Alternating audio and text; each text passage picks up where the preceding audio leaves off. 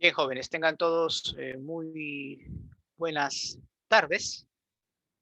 En esta oportunidad, en la semana 10, vamos a desarrollar en Historia Universal temas muy importantes como es el caso de la ilustración.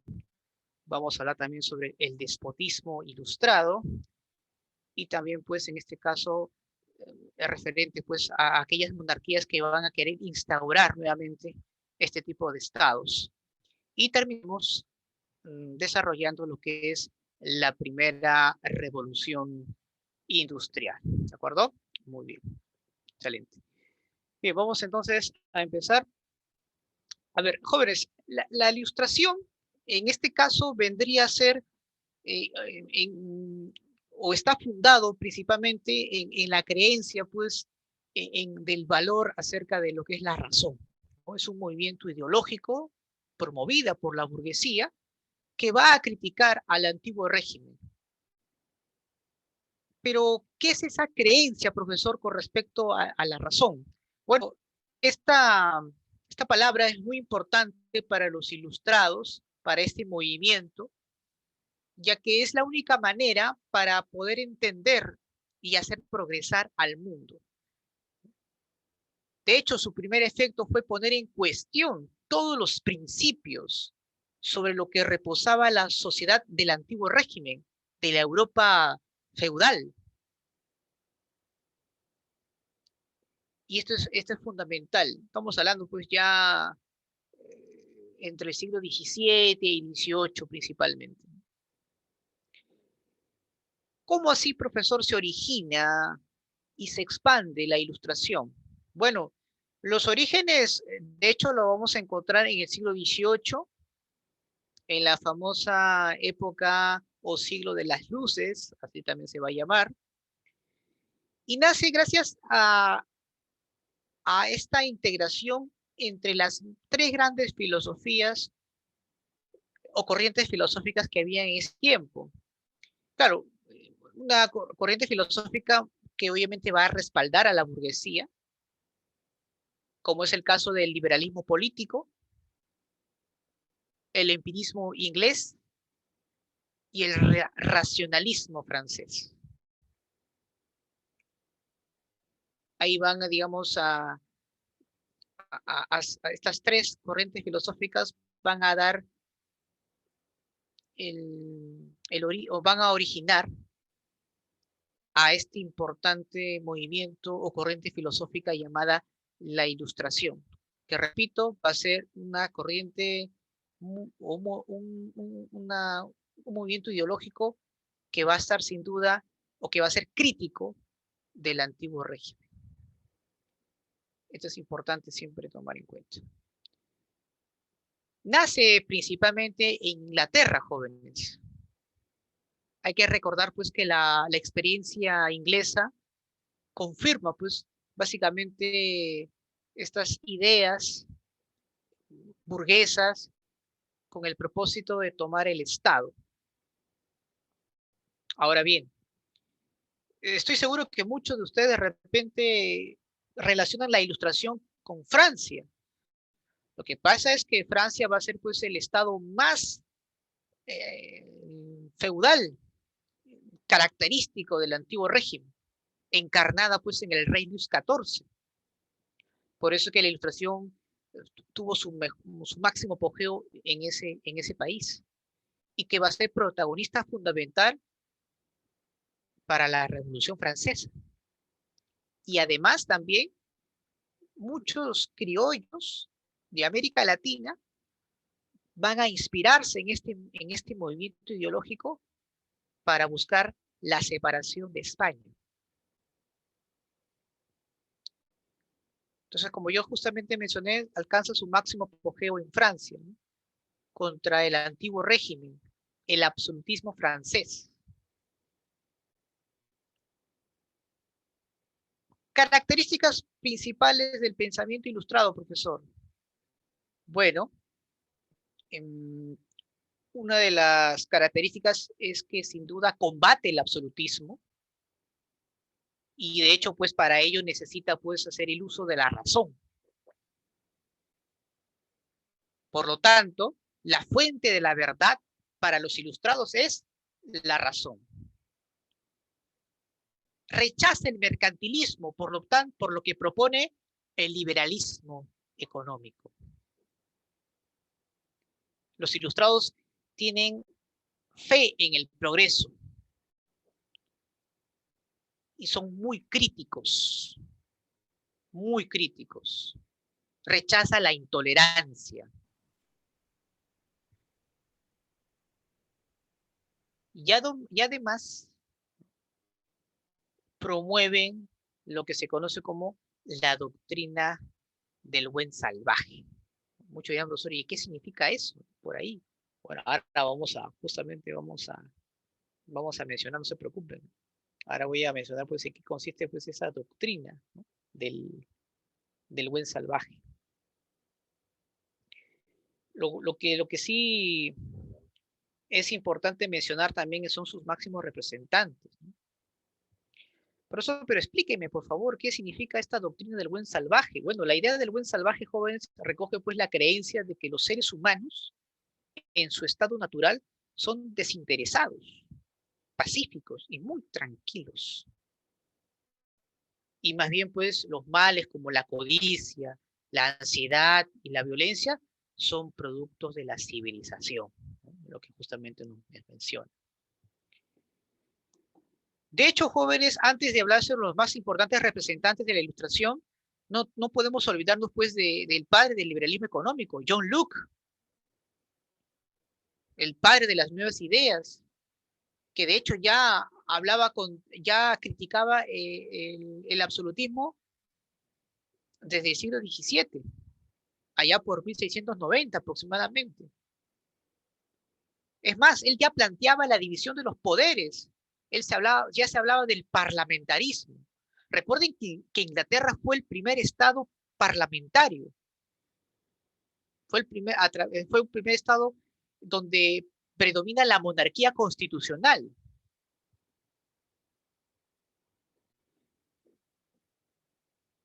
René Descartes, también importante, padre de la filosofía moderna y fundador del racionalismo, él alaba pues, que solo a través de los principios lógicos y racionales se llega a la verdad, el método deductivo, ¿verdad?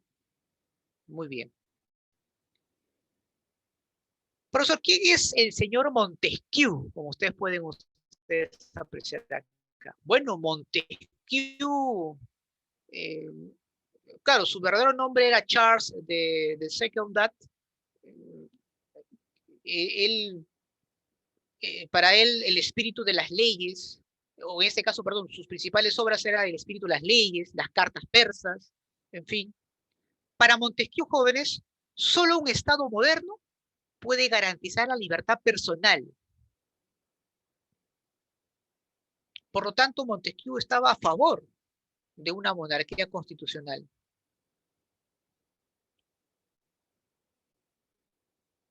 Ahora bien, Voltaire,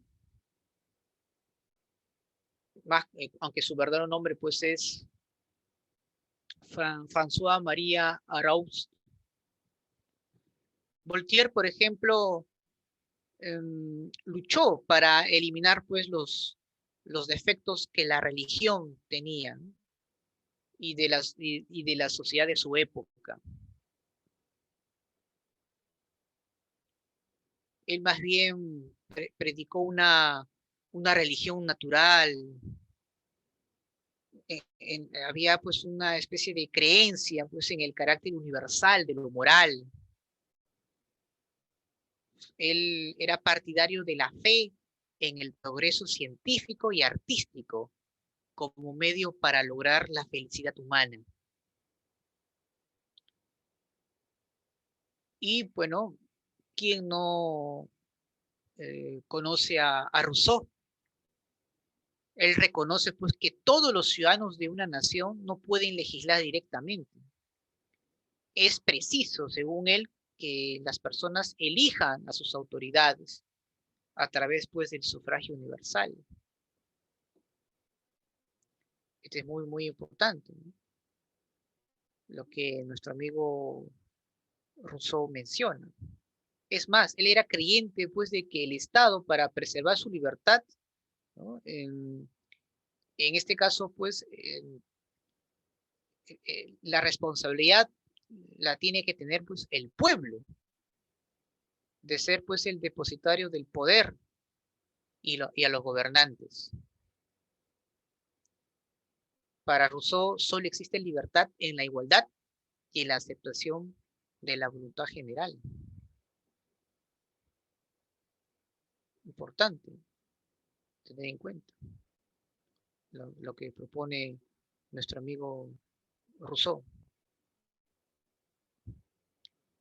Y de hecho, pues Montesquieu es fundamental para nosotros porque él plantea pues la división de los poderes del Estado. A ver, jóvenes, ¿cuántos poderes del Estado existen? Coméntame. Tres. Claro, poder legislativo, Tres, profesor. poder Poder ejecutivo ejecutivo. y poder Y judicial. judicial. Claro. Por ejemplo, para Montesquieu, el rey debería representar pues el poder ejecutivo y el poder legislativo lo tenían que representar lo tenían que legislar los representantes pues, del pueblo. Claro que en este caso, pues, estos representantes del pueblo mayormente eran pues la aristocracia y la burguesía, ¿no? Que de hecho pues era mayormente para favorecer pues los intereses, ¿no? De este sector. El pueblo aquí no tuvo una participación directa, eso también hay que decirlo con mucha claridad. Y el Poder Judicial, obviamente, son los encargados pues, de la administración de justicia, y que es interesante, pues, de cada poder del Estado tiene que tener una independencia. Es fundamental, ¿no? Según lo que dice Montesquieu. ¿Cuáles son las propuestas de los ilustrados para transformar la sociedad? Bueno, ellos hablaban pues de un Estado liberal, que de hecho pues lucha contra el antiguo régimen. Eran antiabsolutistas.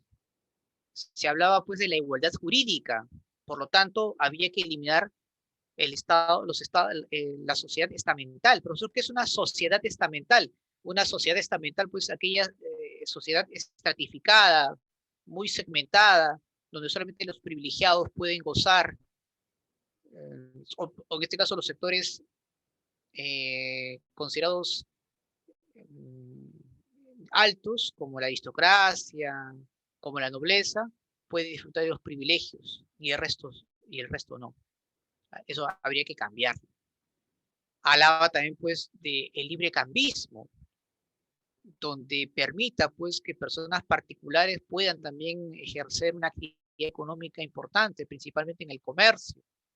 Aquí pues aparecieron dos escuelas o doctrinas económicas importantes, como la fisiocracia o la escuela clásica, por ejemplo. Por ejemplo, ¿cuál es lo que predomina esta teoría económica o doctrina económica de la fisiocracia? ¿Qué es lo que busca?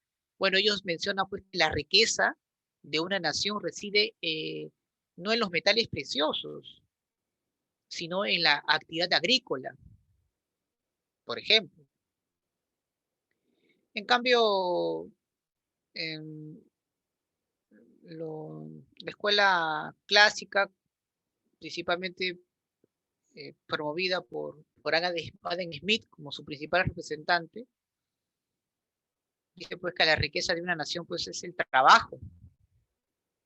Ese es el origen de la riqueza. Ambas doctrinas eran contrarias al mercantilismo, que decían pues que la riqueza de una nación es con la obtención de metales preciosos. Y de hecho, pues otra característica, otra propuesta importante de la ilustración era pues que el Estado tenga que ser laico, es decir, era un Estado independiente a la Iglesia Católica. Todo ilustrado era pues anticlericalismo. Esto también es importante, donde la Iglesia no tenga que tener injerencia en el Estado. Muy bien. Ante esa ante ese movimiento filosófico, jóvenes, las monarquías absolutistas empiezan a preocuparse. ¿Por qué, profesor? Porque obviamente estas ideas estaban expandiéndose cada vez más. Por lo tanto, muchos monarcas van a tener que adoptar esta ilustración, pero bajo ciertos requerimientos, con ciertas pautas, por así decirlo. Era una época donde se le conoce a estos jóvenes como el despotismo ilustrado. ¿Qué es el despotismo ilustrado, profesor? El despotismo ilustrado, pues, a raíz pues, de los planteamientos políticos, filosóficos de los ilustrados, prácticamente esa teoría pues, de origen divino del poder que tenían los gobernantes, los monarcas, estaba pues desapareciendo. Ya había una nueva concepción de lo que es Estado en la Europa de esa época. Entonces, muchos de estos monarcas van a tratar pues, de hacer algunos cambios para mejorar la situación de la población. Entonces, estos sistemas de gobiernos, como mencioné, al tratar después de conciliar el absolutismo con la ilustración, surge pues a mitad del siglo XVIII los estados despóticos ilustrados, es decir, adoptan algunas ideas de la ilustración, pero no totalmente. Los gobernantes van a querer todavía mantener ese poder dentro del Estado. ¿De acuerdo? Entonces, los déspotas ilustrados gobiernan pues mediante una burocracia modernizada y que y tienden pues a establecer sistemas jurídicos ordenados. Por ejemplo, una de las características del despotismo ilustrado de estas monarquías, por ejemplo, promueven el progreso social, pero bajo el control de la monarquía. Recuerden esas frases, todo para el pueblo, pero sin el pueblo. Vamos a permitir que el pueblo progrese, pero somos nosotros los responsables que eso suceda así. Por lo tanto, se les estaba prohibiendo una participación en la política. Se van a implementar importantes reformas inspiradas, pues obviamente, en la ilustración. Ciertas, por así decirlo, beneficios, ¿no? Principalmente a la burguesía, ¿no? A la burguesía. Eso también es importante siempre mencionar, ¿sí? Muy bien. A ver. Continuamos, ¿sí?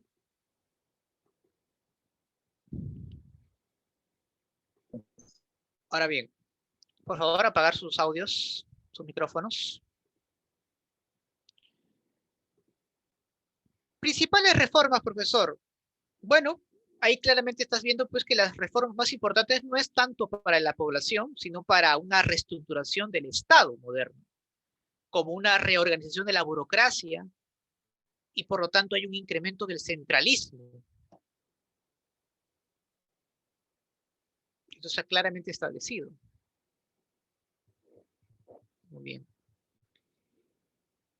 Va a existir o se va a llegar a abolir la servidumbre.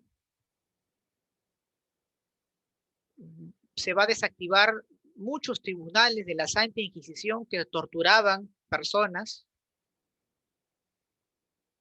Y los procesos judiciales pues ya no van a ser más, van a ser pues menos severos,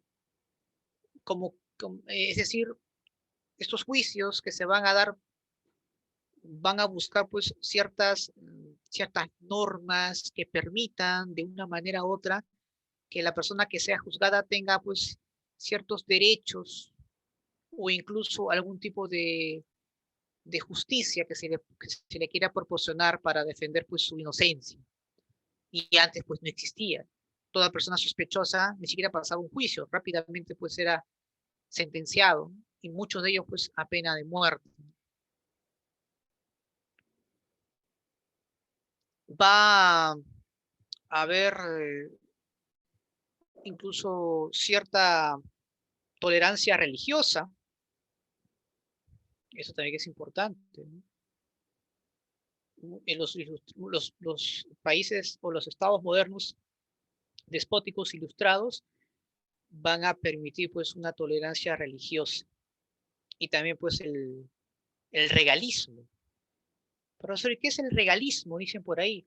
Bueno, es la influencia y poder civil sobre ciertos asuntos de la iglesia.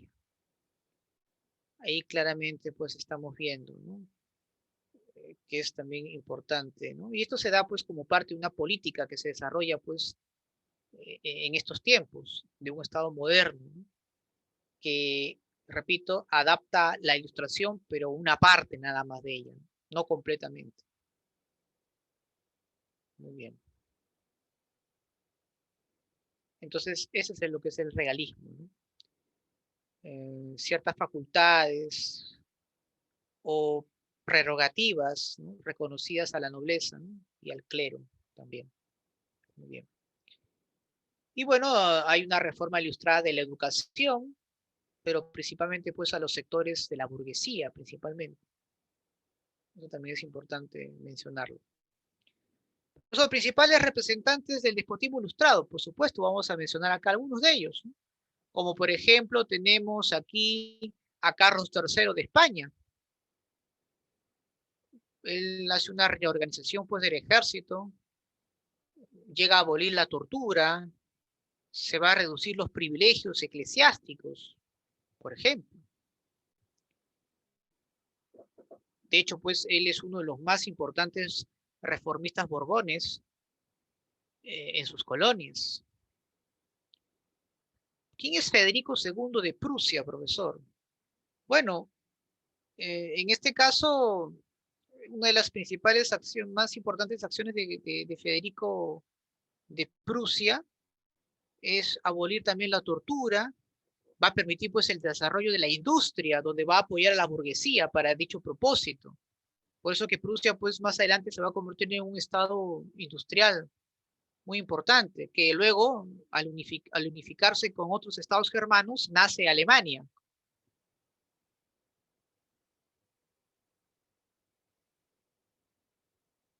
Y otro aspecto importante de Federico como parte de sus reformas es la permitir pues la igualdad ante la ley e independencia judicial también.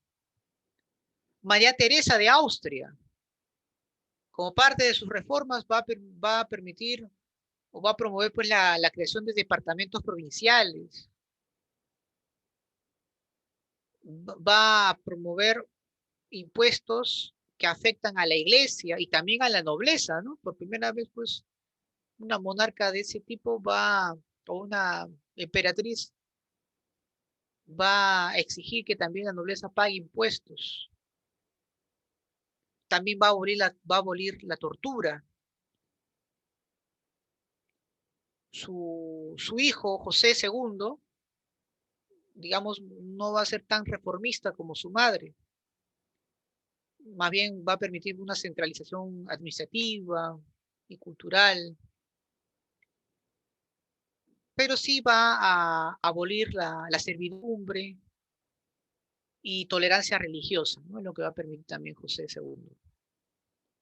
Catalina la Grande, la zarina, ella difunde la ilustración, también llega a abolir la tortura, funda la Universidad de Moscú, por ejemplo, y permite la revitalización del Senado y la creación del Consejo Imperial, por el cual antes no existía.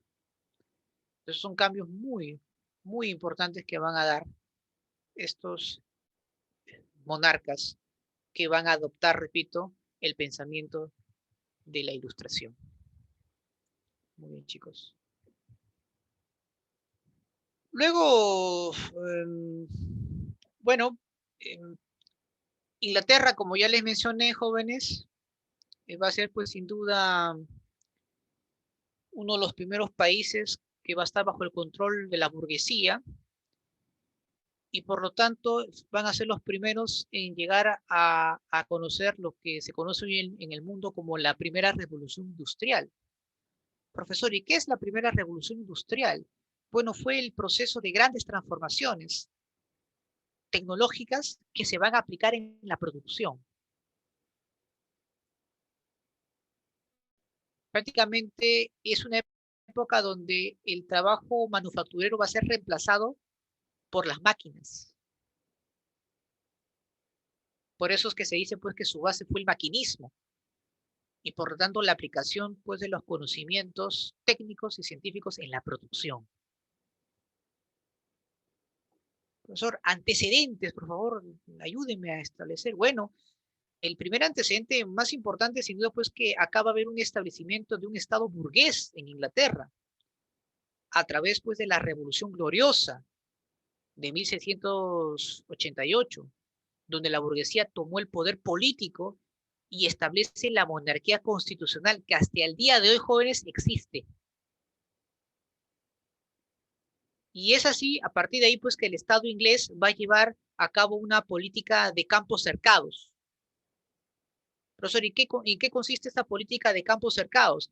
Con esto, pues, el Estado burgués se apodera, pues, de la tierra de los campesinos, siendo desplazados, pues, a las ciudades. Y gracias a estas tierras, muchos nobles aburguesados y burgueses, propiamente dicho, aplican lo que se conoce como la revolución agrícola. ¿Por qué dicen la revolución agrícola, profesor? Porque aquí van a introducir, pues, nuevos cultivos, nuevas técnicas, fertilizantes, herramientas, con el único propósito de mejorar la productividad. Causas de la primera revolución industrial, profesor. Bueno, es importante mencionar pues que el origen del capital se va a dar gracias pues al contrabando de productos en colonias ajenas a través del pillaje como los piratas, los corsarios, que van a capturar galeones españoles que traían metales preciosos de América, pero también se van a enriquecer gracias al tráfico de esclavos. Gracias a ese tipo de comercio, la burguesía inglesa va a llenar enormes capitales. Con ese capital van a empezar pues a utilizarlo principalmente en la industria, en la producción textil. Inglaterra va a colocar productos textiles en todos los mercados del mundo, e incluso en América, con las reformas borbónicas en la cual España va a permitir pues que Inglaterra entre al mercado americano.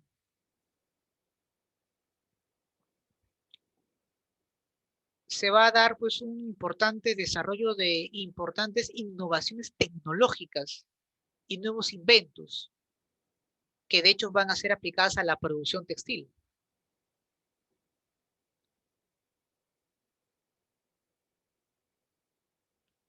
Entonces, profesor, ¿qué características importantes podría ser la primera revolución industrial? Bueno, una de las características importantes es sin duda que Inglaterra es el primer país, el máximo representante, el único. Las fuentes de energía que se van a utilizar va a ser pues el carbón y el vapor de agua. Y la industria destacada, profesor, sin duda pues la industria textil. Se convirtió pues en la principal industria del mundo de esa época. Tanto es así, jóvenes, que los más importantes inventos o los principales inventos son la máquina de hilar, el telar mecánico, la máquina de vapor, el barco a vapor y la locomotora. Profesor, ¿y cuáles van a ser las consecuencias de la primera revolución industrial? Principalmente, jóvenes, las luchas sociales. En esta etapa, jóvenes, eh, aún pues no se había desarrollado una ideología que pueda guiar la lucha social de los obreros. Y la primera revolución industrial permitió pues el movimiento ludita, que era un conjunto de trabajadores que eran desempleados justamente porque habían sido depuestos por las máquinas que se estaban desarrollando en estas fábricas. Entonces, estos desempleados, estos trabajadores desempleados se van a organizar para justamente destruir estas máquinas, a las cuales las culpaban del desempleo, ¿no? El movimiento ludita. Claro, porque obviamente el maquinismo era una característica importante de la primera revolución industrial. Otra consecuencia importante en beneficio de la burguesía es que acá se va a consolidar el sistema capitalista y también de la burguesía como sociedad imperante, dominante. Paralelo a ellos, jóvenes, surge una nueva clase social, una clase social trabajadora, a la cual pues llamamos el proletariado. Y hay que tener en cuenta que muchos de esos trabajadores jóvenes trabajaban en condiciones infrahumanas, con jornadas de hasta 16 horas diarias, sin derechos laborales.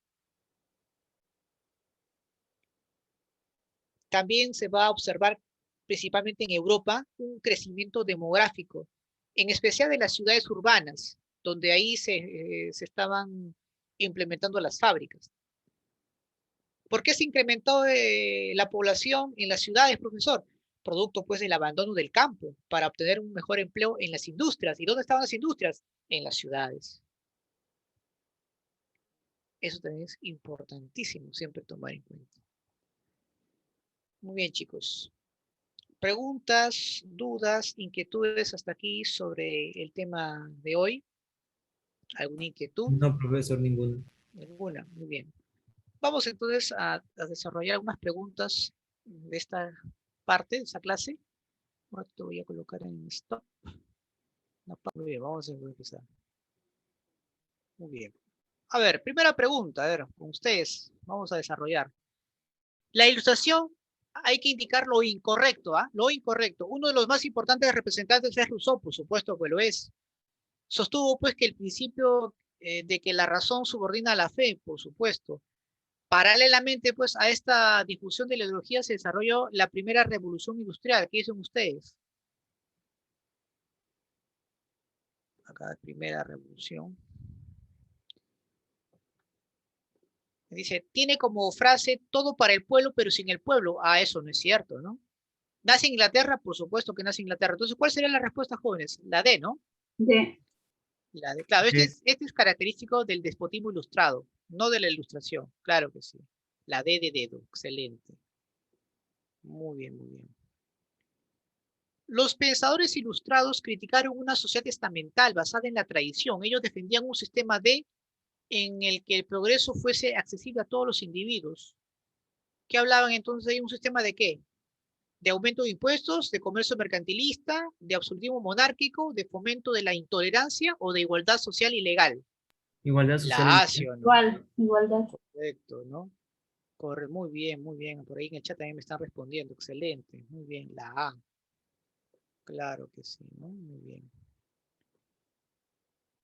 Una de las consecuencias de las ideas ilustradas del siglo XVIII fue el interés pues, de muchas monarquías por intentar conciliar el absolutismo y las ideas ilustradas por la intención de fortalecer sus gobiernos en los que dominó el despotismo ilustrado. Este fenómeno implicó algunas reformas, como qué, por ejemplo, ¿qué reforma se hizo? ¿Se disminuyó la burocracia? No, al contrario, se la aumentó, ¿no? La centralización de instituciones, la imposición de limpieza de sangre, la fortalecer la educación elitista, un menor control sobre la iglesia. No, no, más bien hubo un aumento del aparato burocrático y una centralización de las instituciones. Por lo tanto, la respuesta, ¿cuál sería? La B de bueno, ¿no? Ahí está, muy bien, excelente. 4. En el siglo XVIII, en Inglaterra, se presentaron ciertas condiciones que favorecieron su desarrollo económico, tales como el aumento de la población agrícola y el avance del conocimiento científico y tecnológico. De igual forma, otro factor que permitió el despegue de Inglaterra durante la primera revolución industrial fue ¿Cuál fue lo que permitió el despegue? Un aumento del contrabando, un aumento de la población, la disminución del industria textil, el surgimiento de la clase obrera. Obviamente, pues, sin duda, pues es el aumento de la población, que obviamente van a empezar pues a habitar en las ciudades y trabajar en las fábricas, ¿no? Entonces la respuesta sería la E de,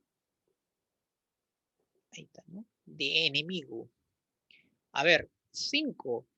Debido a los elevados gastos militares realizados por Inglaterra en la Guerra de los 7 años contra Francia, el fisco quedó en ruina, motivo por el cual tuvo que adoptar medidas para generar ingresos.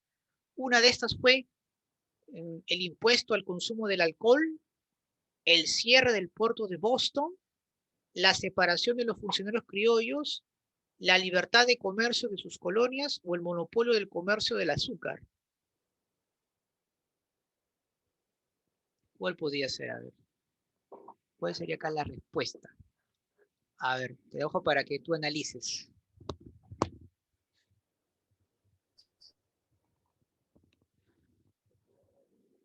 ¿Cuál sería? Ahí, a ver, los dejo ahí para que razonen, piensen, a ver, esos gastos militares, ¿no? Que ahí justamente pues Inglaterra va a presionar a sus colonias, principalmente a las que estaban hoy en día, la que es Estados Unidos. Entonces, obviamente, de hecho, pues algo va a tener que hacer Inglaterra ahí, ¿no? Con sus colonias, justamente por los enormes gastos que tenían, ¿no? ¿Cuál ahí podría ser?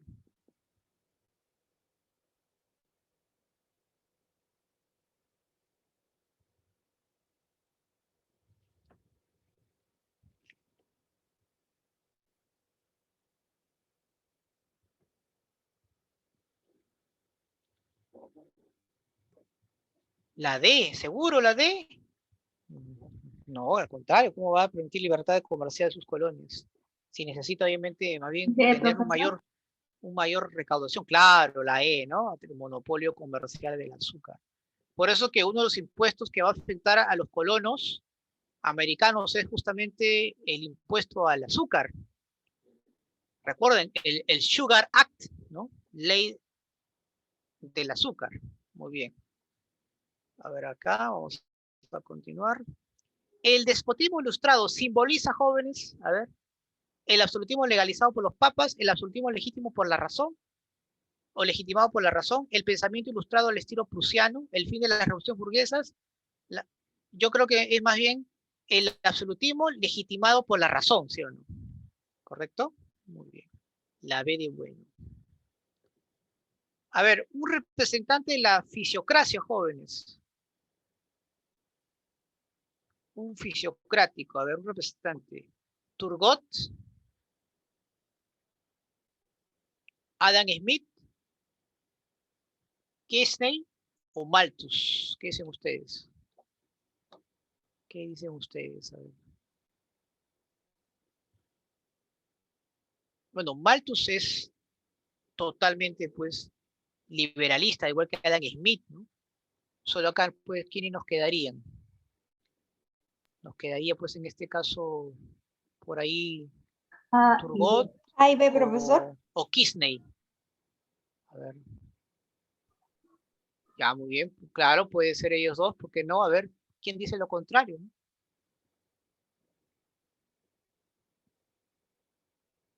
Claro, Kisney y Turgot, correcto. A ver, por ahí dicen, profe, en el chat me dicen por ahí. A y B, profe, muy bien, claro. Ah, muy bien. Excelente. ¿No? Muy bien, muy buena respuesta. ¿No? Correcto. ¿No? Ahí está, muy bien. Claro. Kisney, hay que recordar, pues, él hablaba mucho de la fisiocracia, gobierno de la naturaleza, y otro representante, pues, era Gournay, Turgot, Mirabeau. Muy bien, excelente. A ver, este es el con respecto a la restauración, ¿ya? No hemos hablado mucho de eso, pero vamos a resolverlo igual, ¿ya? El Congreso de Viena tuvo como objetivo, bueno, luego de la caída de Napoleón, pues de hecho el Congreso de Viena era la reunión pues de las monarquías absolutistas, por lo tanto, ¿qué es lo que buscaban? Restaurar el antiguo régimen. Restaurar el antiguo régimen, ¿no? Correcto. La Santa Alianza, instituida en la caída de Napoleón Bonaparte, tuvo como finalidad esencial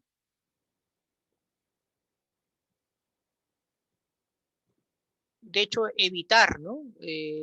Levantamientos de las revoluciones burguesas, aplastar todo intento de revolucionar a los burgueses, correcto. Pero al final no se dieron, porque hay que recordar pues, que hubo revoluciones burguesas liberales, 1830, 1848. Muy bien. Y número 11, producto pues de la reacción restauradora de la Santa Alianza, C, persigue a los herejes, busca abolir las ideas liberales, establece monarquía constitucional, alienta las ideas socialistas, favorece el sufragio universal o la presión de la burguesía comercial.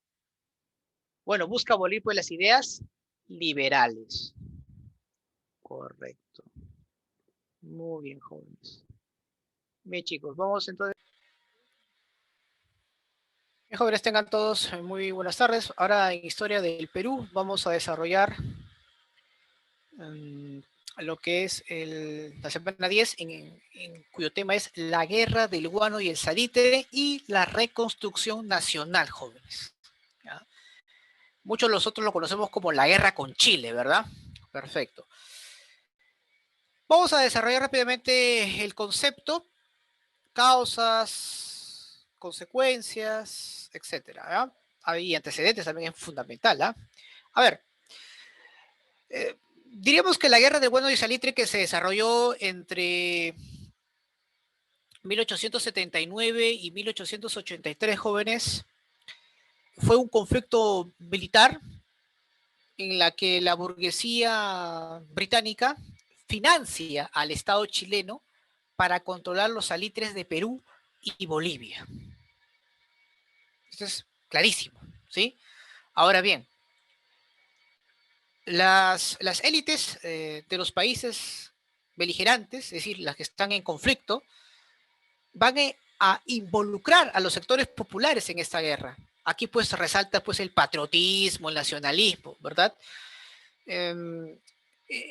Claro, esta guerra que en realidad pues, es una guerra comercial, es una guerra económica entre las élites, lo que van a hacer es presentarla esto como una lucha por intereses patrióticos.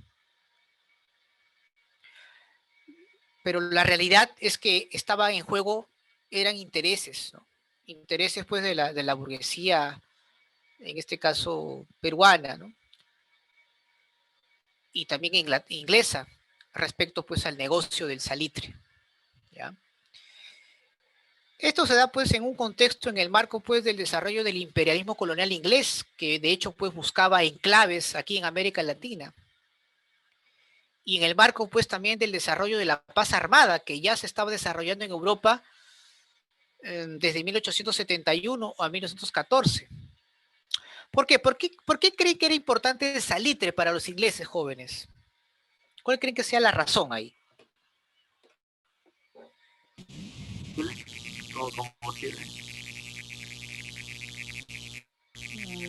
Ya, bueno, en realidad pues el salitre era importante para los ingleses porque era un insumo importante para la fabricación de armamentos. Porque recuerden que la paz armada era pues una declaración, o en este caso, perdón, era una carrera armamentista sin declaración de guerra. Estábamos siendo testigos de los próximos choques entre los países imperialistas, como es el caso de la Primera Guerra Mundial. Por lo tanto, pues el salitre era muy importante. Esto es fundamental.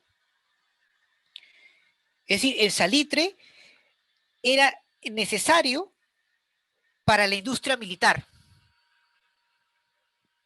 Eso está clarísimo. Porque hay que recordar, no, más que balas, hablamos de pólvoras, ¿no? Pólvora y otros aditivos que eran importantes para justamente para que estas armas, hablamos pues de armas de una destrucción nunca antes vista, porque hay que recordar que cuando se desata la Primera Guerra Mundial, tema que veremos la próxima semana, prácticamente los ejércitos por primera vez van a ver una serie de objetos o maquinarias militares que sin duda pues causaron mucha impresión, como lanzallamas, tanques, gases mortíferos, en fin. Y el salitre, pues sin duda era un importante aditivo para la preparación de estos tipos de armamentos militares. Ahora bien,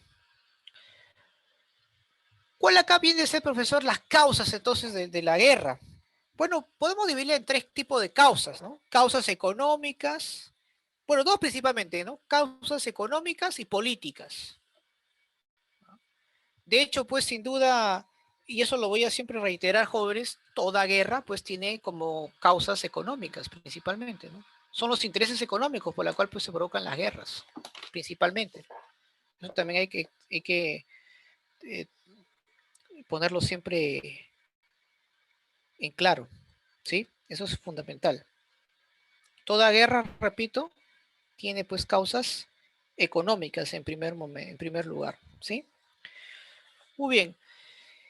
La primera causa tiene que ver con el imperialismo inglés, jóvenes, con la expansión del capital británico, ese interés que tiene del salitre en las tierras de Perú y Bolivia, ¿no? Entonces, el imperialismo británico y también norteamericano, hay que también ser claros en eso, intervienen en el conflicto con la única intención, jóvenes, de controlar la zona del Pacífico, ¿no? La zona del Pacífico Sur como mercado y fuente de materias primas, en especial del salitre. ¿De acuerdo? Ahora, aquí también, jóvenes, y eso muy poco se habla, es esa política proteccionista del Partido Civil Peruano, liderada por Manuel Pardo y sus secuaces. Profesor, ¿a qué se refiere con el proteccionismo del Estado civilista? Claro, cuando llega Pardo al poder, sabiendo pues que necesita el salitre para poder reactivar un proyecto por el cual lo necesitaban, ya que el Perú estaba en una bancarrota total luego de la decadencia del guano, vieron pues en el salitre una buena oportunidad para poder reactivar la economía del país. Por lo tanto, deciden nacionalizarlas, el salitre. Y de hecho, pues iba a afectar a los grandes intereses del capitalismo británico, que eran pues, que habían ahí, de hecho, pues, no solamente capitales, sino maquinarias, tecnología británica y chilena, que estaban obviamente explotando el salitre en Tarapacá. Eso es algo que también pues no se habla mucho, pero es importante mencionarlo. En el aspecto político, diríamos pues que también acá sin duda tiene que ver pues con esta pugna entre las élites gobernantes, ¿no? Entre los países que están obviamente en contienda por el recurso del salitre, como es el caso pues de los civilistas del Perú, los varones de La Plata de Bolivia y la oligarquía terrateniente chilena. Aquí pues también como tercera causa, la política expansionista del Estado chileno, aplicando la famosa doctrina Portales, donde consideraba pues que el futuro de Chile es ir hacia el norte, donde estaban los recursos que necesitaban. Entonces, ese expansionismo territorial chileno, que era pues cada vez más evidenciado, por el cual pues también buscaba controlar los territorios de Bolivia, ¿no? Que ya incluso los tenía antes de la guerra, en toda la zona pues de Antofagasta. Profesor, explíquenos un poco sobre los antecedentes, ¿no? Antes de la guerra. Claro que sí, vamos a ver un poco los antecedentes, ¿no? Porque obviamente toda guerra pues en realidad pues tiene pues un proceso, ¿no? Muy bien. A ver, el gobierno civilista de Manuel Pardo nacionaliza las empresas eh, salitreras de capitales británicos, en beneficio obviamente de las compañías peruanas.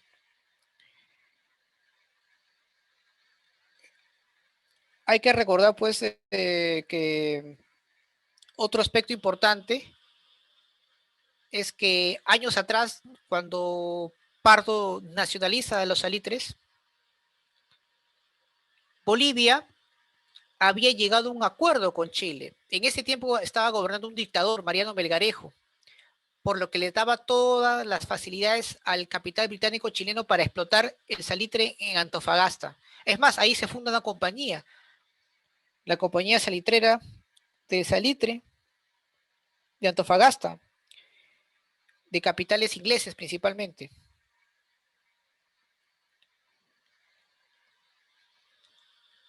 Luego, Pardo forma una alianza con Bolivia. Muchos dirán, profesor, ¿y por qué se firma esta alianza de tratado de defensa mutua? Justamente pues porque ya eran notorias las pretensiones de Chile de ocupar junto con el apoyo financiero de Inglaterra de los salitres, sobre todo después de haberlo, después de que Pardo los había nacionalizado.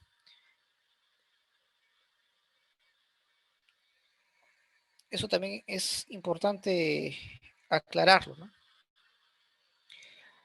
Cuando derrocan a Mariano Melgarejo en Bolivia, asume el poder Hilarión Daza, y él decreta, junto con el apoyo del Congreso boliviano, un impuesto de 10 centavos por quintal de salitre. Obviamente Chile no acepta ese acuerdo porque ya anteriormente con el gobierno de Mariano Melgarejo habían llegado a ciertos acuerdos por el cual pues no se iba a cobrar más impuestos de lo ya establecido. Ante la negativa de Chile, pues Bolivia, el Estado pues toma el control de la empresa, toma el control de las salitreras de Antofagasta y lo subasta. Y el único comprador era el Estado peruano. Esto claramente demuestra pues de que Perú quería el monopolio del salitre. Y a una potencia como Inglaterra eso no se hace, la paga caro.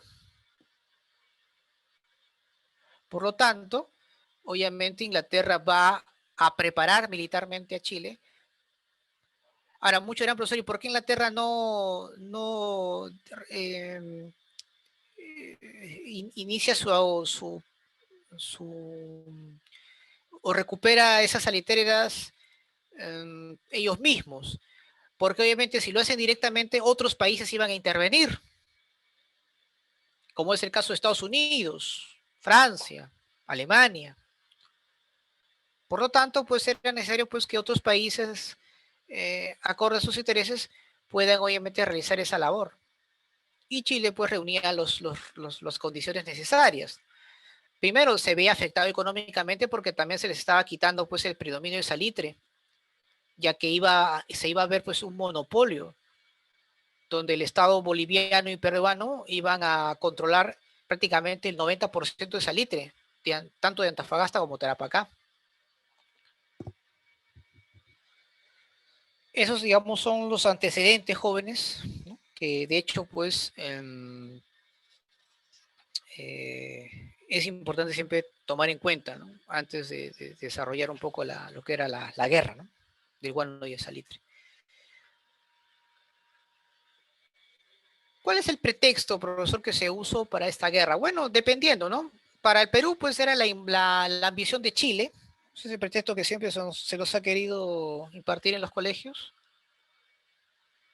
Para Bolivia, pues es el impuesto de los 10 centavos, ¿no? Por quintal de salitre a las compañías anglo-chilenas. Y para los chilenos era pues el tratado, no de defensa mutua, ¿no? Ellos hablan del tratado secreto, según ellos, ¿no? Tratado secreto entre Perú y Bolivia, ¿no? Pero claramente pues el Estado chileno ya conocía ¿no? de la existencia de este tratado hace años atrás. Incluso todas las diplomacias de Brasil, Argentina y otros países conocían esa alianza. Es más, Argentina iba a ser parte también de esta alianza, pero al final no es aceptado por el Congreso argentino. Muy bien. Vamos a desarrollar rápidamente entonces el proceso de la guerra. Bueno, va a haber dos fases acá, joven, en la guerra, ¿ya?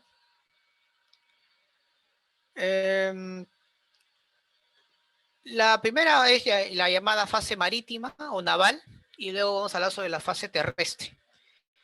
En la fase naval, pues de hecho vamos a encontrar dos importantes combates.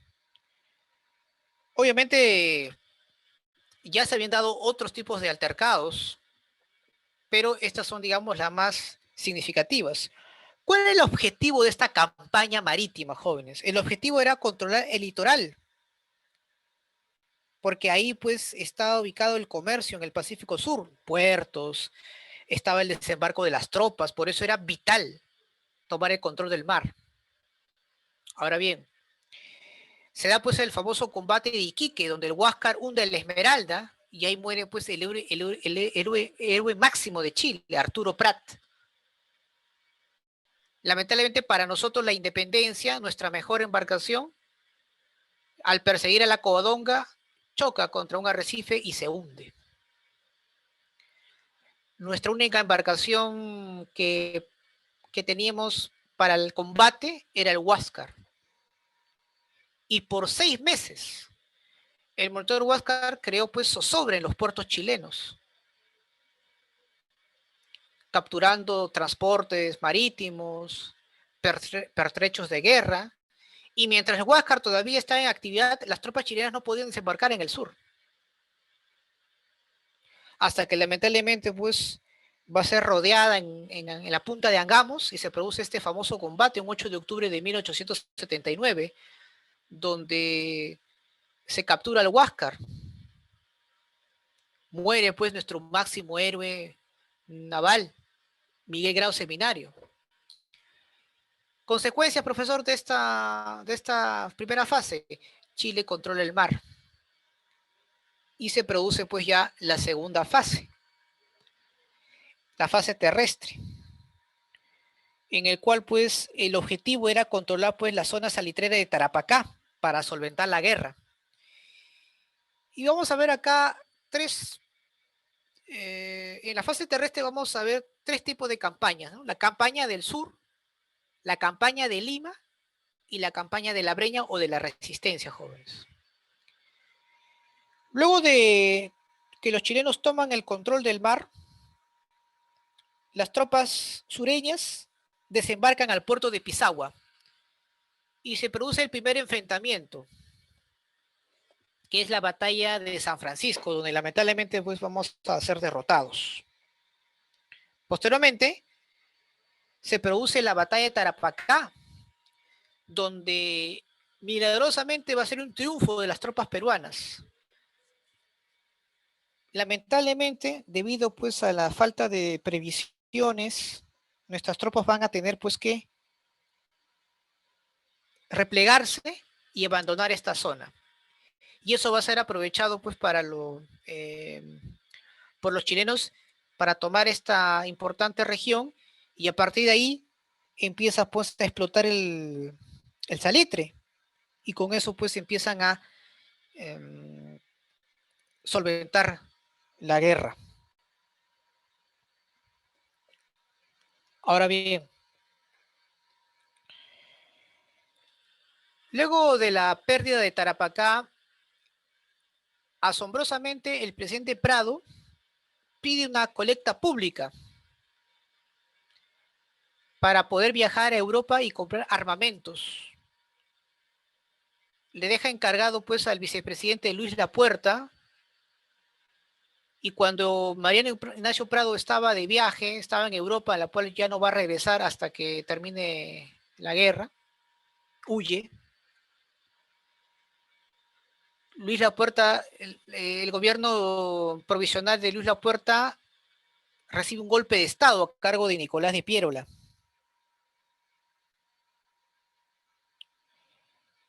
Paralelo a ese golpe de Estado que sufre el Perú, también en Bolivia, jóvenes, hay otro golpe de Estado. Narciso Campero se apodera del Estado boliviano, desplazando el avión Daza.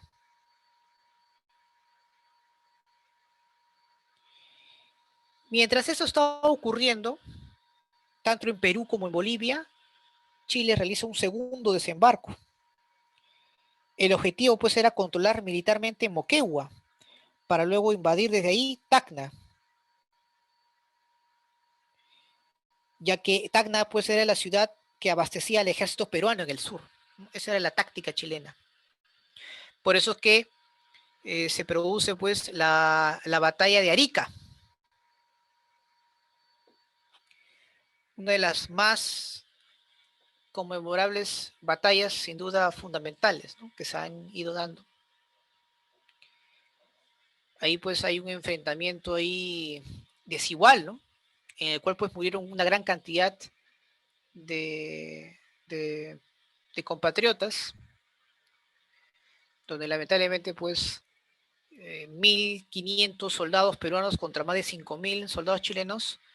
De hecho pues la diferencia era enorme, porque incluso hay que aquí añadir pues que estaban mejor preparados, tenían sus pertrechos, sus armamentos, estaban, eran más sofisticados que las que tenía el Perú.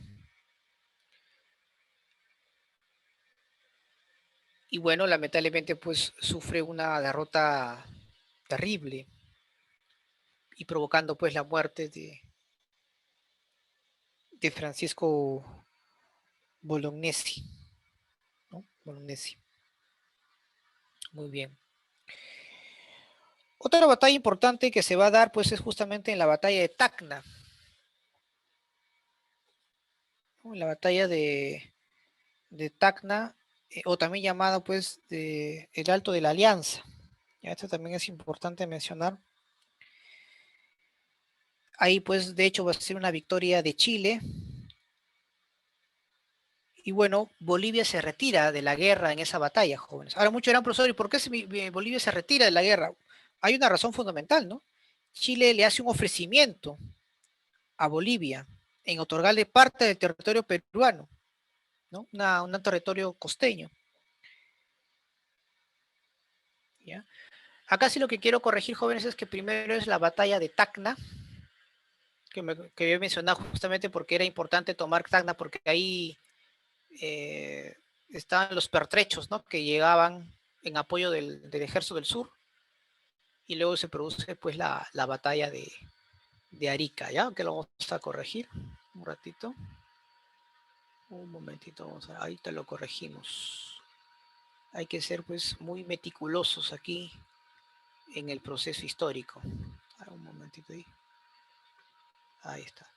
Entonces, la importancia de la batalla de Arica, de Tacna, pues, jóvenes, es que va a ser pues la última batalla en la cual pues Bolivia va a participar, ¿ya?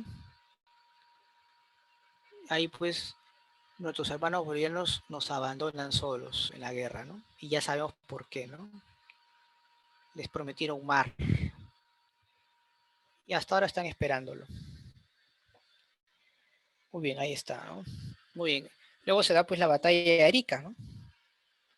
En la batalla de Arica, pues ahí las tropas chilenas pues prácticamente pues controlan el puerto comercial más importante del Perú.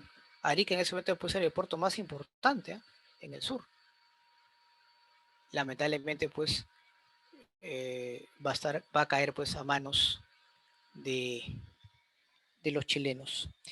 Y aquí, jóvenes, se produce la primera intervención norteamericana, una especie de una negociación de paz, donde Estados Unidos interviene.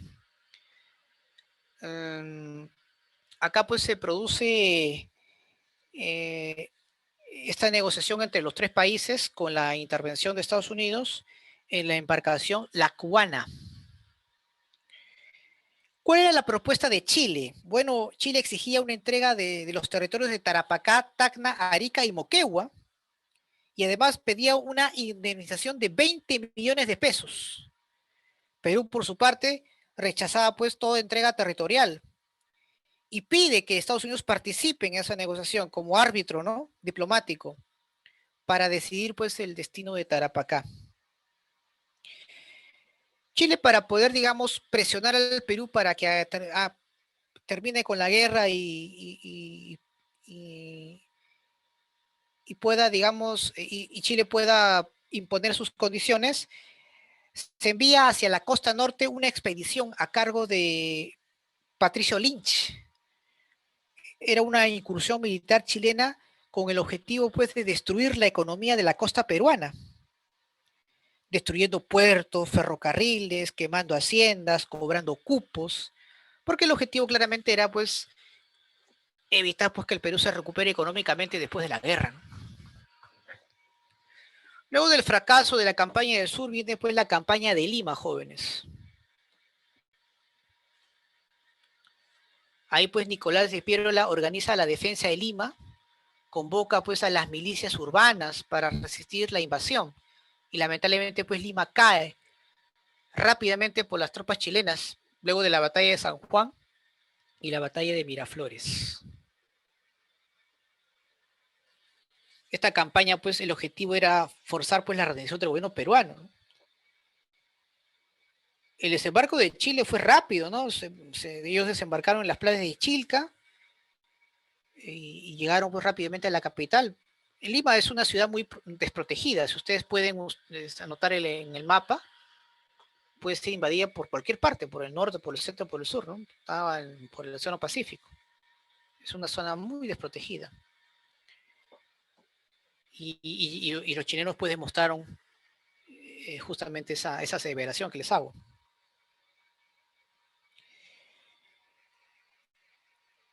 Luego de tomar Lima, los nobles, los ciudadanos nobles se trasladan junto con Francisco Calderón al distrito de Magdalena y ahí formaron un pequeño gobierno provisionario. Profesor, ¿qué pasó con Nicolás de Piérola? Huyó. Luego de perder la batalla de San Juan y Miraflores se huyó. Y por eso que cuando Francisco Calderón se traslada a Magdalena, se le conoce pues a este pequeño hecho como el gobierno de la Magdalena, ¿no? Donde ahí pues Chile pretende negociar con Francisco Calderón, pero de hecho pues el, el gobierno chileno quería pues esas concesiones territoriales, ¿no? Y Francisco Calderón no va a aceptar. ¿Qué pasó cuando ocuparon Lima, profesor? Bueno, lo primero que hicieron los chilenos es destruir Chorrillos y Barranco. Las tropas chilenas iban a hacer lo mismo con Lima, ¿no? Con Lima cercado, pero el almirante francés Petitoars ordena pues a los chilenos no destruir Lima, bajo la amenaza pues de atacar los barcos chilenos con la escuadra naval francesa que estaba en las costas del Perú. Ahí te das cuenta pues que también los países extranjeros son parte también de esta guerra, ¿no? ¿Qué tiene que hacer Estados Unidos ahí? Inglaterra y Francia. Y Alemania vendiendo pertrechos al Estado peruano. ¿Ah? Claro, ahí también habían intereses, pues, ¿no? ¿Cuál es ese interés? Salitre. Ahora bien,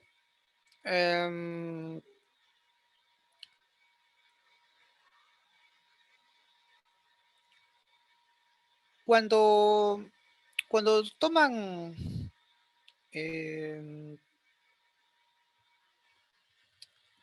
Lima, se produce pues una segunda negociación, ¿no?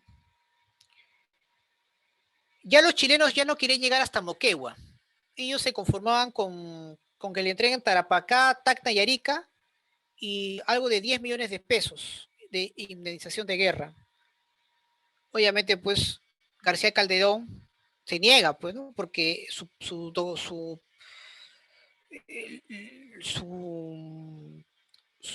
por así decirlo, sus convicciones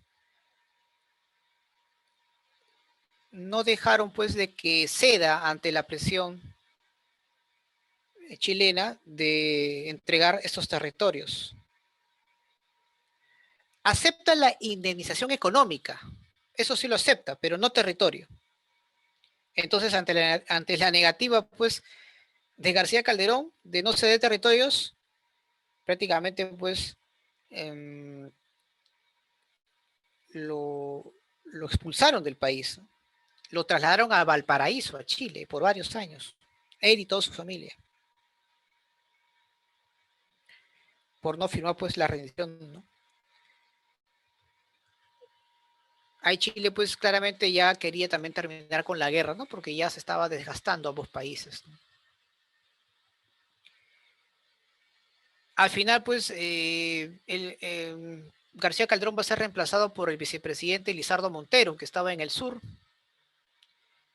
quien gobierna pues desde Arequipa, ¿no? Y bueno, Piero la pierde totalmente respaldo y luego pues se retira del Perú. Y posteriormente se produce pues la campaña de la Breña, cuyo objetivo pues era resistir pues la invasión chilena en el interior del país, donde ahí sí va a ser totalmente distinto. Casi todos los triunfos van a ser peruanos. Y aquí van a participar dos importantes personajes, dos hacendados, terratenientes, Andrés Sabino Cáceres y Miguel Iglesias. Cáceres va a controlar toda la que es la parte centro y sur andino y va a obtener importantes batallas, Pucará, Marcavalle, Concepción, mientras que Iglesias, un hacendado importante, Cajamarca, va a controlar toda la parte norte, en la cual pues va a tener importantes triunfos, en especial pues en la batalla de San Pablo. Ahí pues donde Miguel Iglesias da el famoso llamado grito de Montán, en el cual pues se manifiesta en favor de firmar la paz. Porque a Iglesias le preocupaba más defender los intereses de los hacendados, ¿de acuerdo? Le preocupaba más defender que las montoneras destruyen las propiedades de los asentados que las tropas chilenas. Por lo tanto, pues, él hace un llamado a todos los asentados del norte para que se unan al ejército chileno y derrotar a Cáceres, ¿no? Imagínense la traición. Cáceres, pues, contaba con el apoyo de sus montoneras.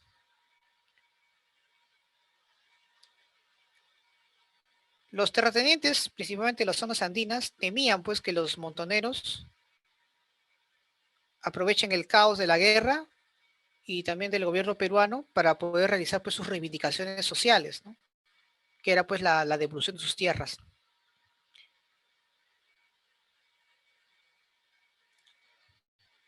Luego de que Cáceres, que ya no tenía pues el apoyo económico, muchos terratenientes, sobre todo del norte, lo dejaron solo, sufre pues una derrota final, ¿no? En la batalla de Huamachuco.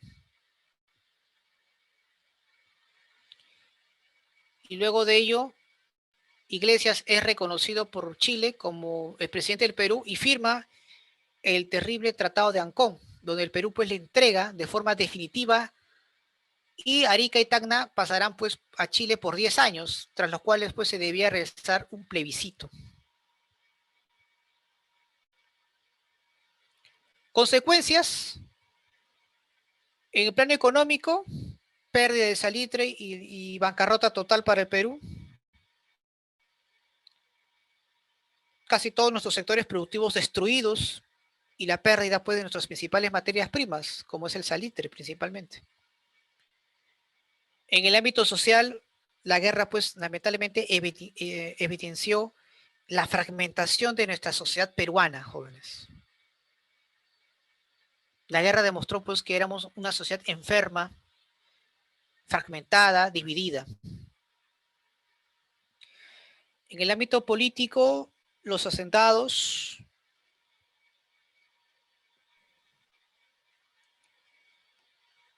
deciden entregar el poder a los militares para asumir la dirección del Estado. Surge el tercer militarismo. Perdón, surge el segundo militarismo. Podemos mencionar otras consecuencias también importantes, ¿no? Perú y Bolivia, por ejemplo, pierden completamente sus recursos salitreros. Bolivia, pues, pasa a convertirse en un país mediterráneo, no va a obtener nunca más el mar. Los capitales ingleses monopolizan el comercio del salitre. Ni siquiera los chilenos van a gozar del salitre, sino van a ser los ingleses. Y de hecho, pues la crisis política que les mencioné hace que los militares nuevamente vuelvan a tomar el poder para controlar el caos social. Y los capitales pues ingleses van a iniciar pues una fuerte explotación, ¿no?, del salitre contra los trabajadores. Entonces, ¿qué va a pasar después, profesor? Bueno, después de la guerra, el Estado peruano pues va a tener que buscar reconstruir el país con una economía colapsada, con profundas diferencias sociales que hacían cada vez más difícil la integración nacional.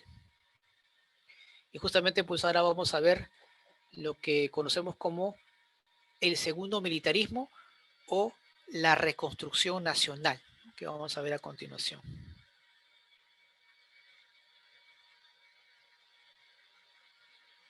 Ahí está, jóvenes.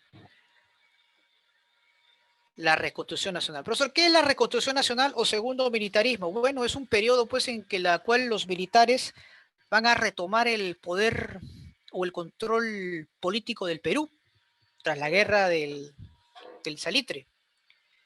Lo que se buscó pues básicamente fue reconstruir económicamente el país. Lamentablemente pues el resultado final va a hacer que sigamos un país con una mayor dependencia económica respecto al capital británico, por el cual pues vamos a entregar todos nuestros recursos.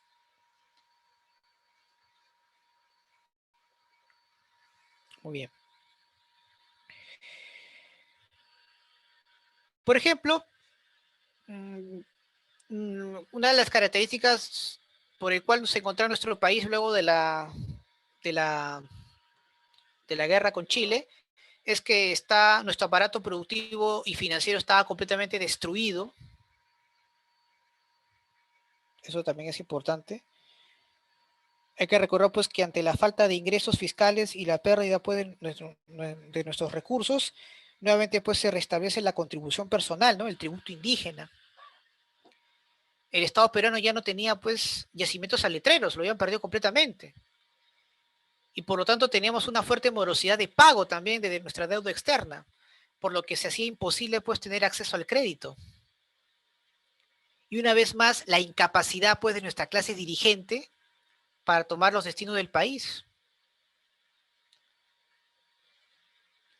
Y claramente pues vemos ahí que se habían ahondado las brechas entre las distintas clases sociales en nuestro país.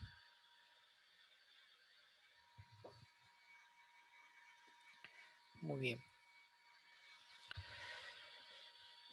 Entre los más importantes hechos podemos encontrar pues lo que ocurrió con Miguel Iglesias, ¿no? Hay que recordar pues que Miguel Iglesias va a tomar el control del país. Hay que recordar que las tropas chilenas se quedaron hasta 1884 para asegurarse pues que Cáceres no vuelva a levantarse contra Iglesias. Se aseguraron pues de que Cáceres no iba a volver a levantarse. Bueno, era un gobierno, según los que va a gobernar bajo los intereses de la clase terrateniente. Él firma pues el Tratado de Ancón, por la cual pues Chile se apodera de Tarapacá. Le solicita a Ricardo Palma la reconstrucción de la Biblioteca Nacional, que había sido pues devastada por las tropas chilenas, saqueada. Se reabre nuevamente la Universidad Nacional Mayor de San Marcos. Y en este periodo se produce pues el sacrificio de Daniel Alcides Carrión.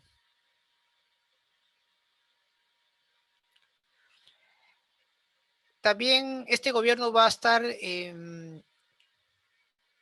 por así decirlo, caracterizado por muchas rebeliones campesinas, en especial por Atusparia, en la región de Ancash, en especial, en especial de la ciudad de Huaraz.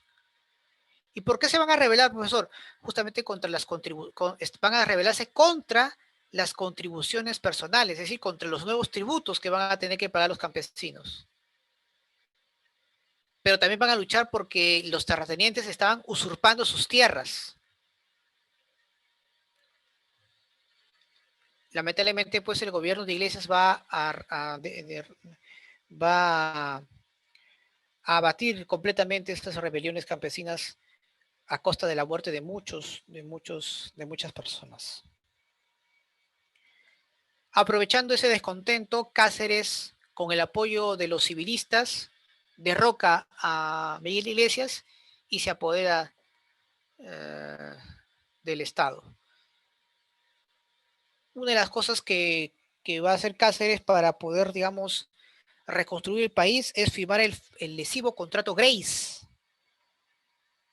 en el cual el objetivo fundamental de este contrato era refinanciar la deuda externa del Perú y poder reinsertar pues al país en el sistema financiero mundial. Prácticamente aquí el Perú le está entregando casi todos los recursos al capital británico para que eso se pueda dar.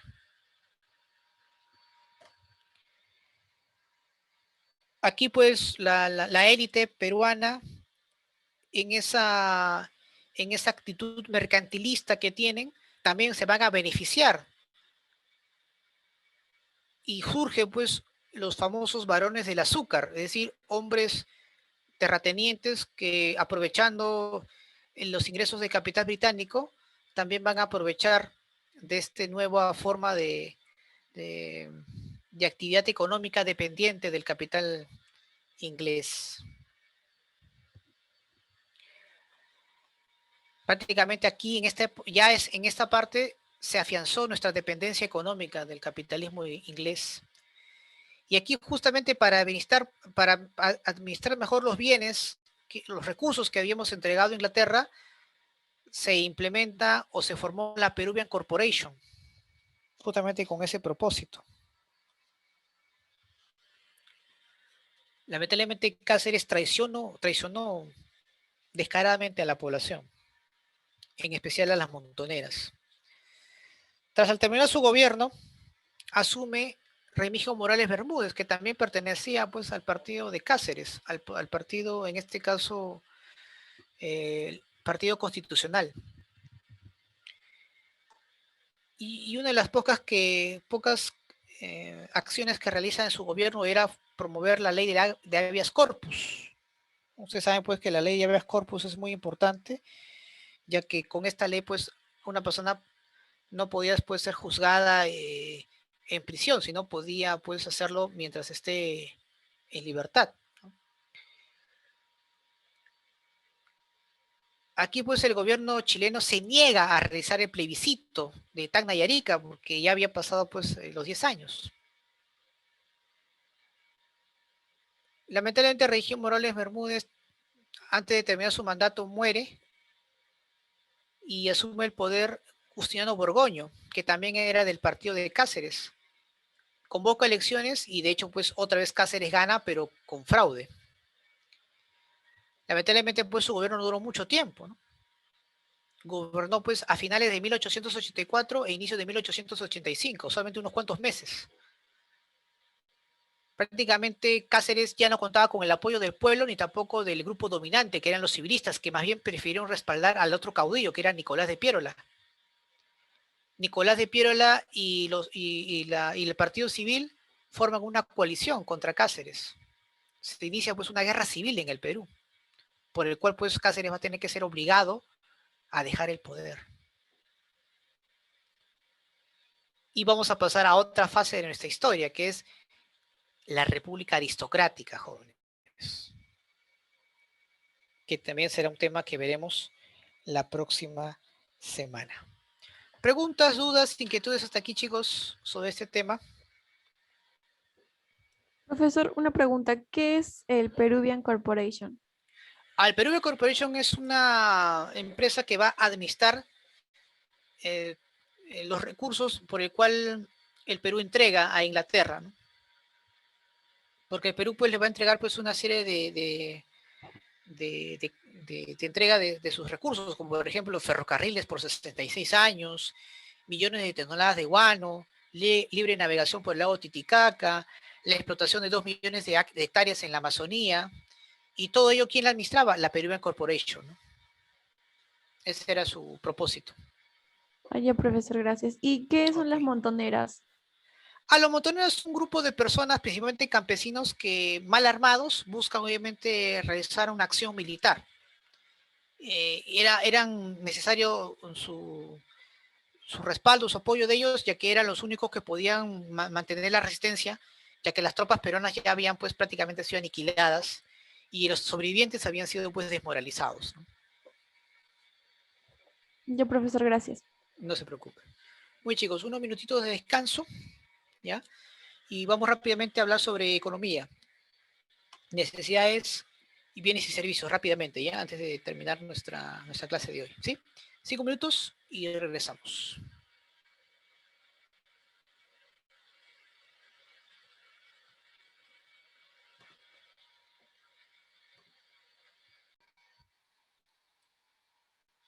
Bien, jóvenes, en economía ahora vamos a desarrollar lo que es las necesidades humanas, los bienes y los servicios. Empecemos a definir qué entendemos por necesidades humanas. Bueno, son aquellas sensaciones, ya sean de carencias fisiológicas o psicológicas, que todo ser humano va a experimentar.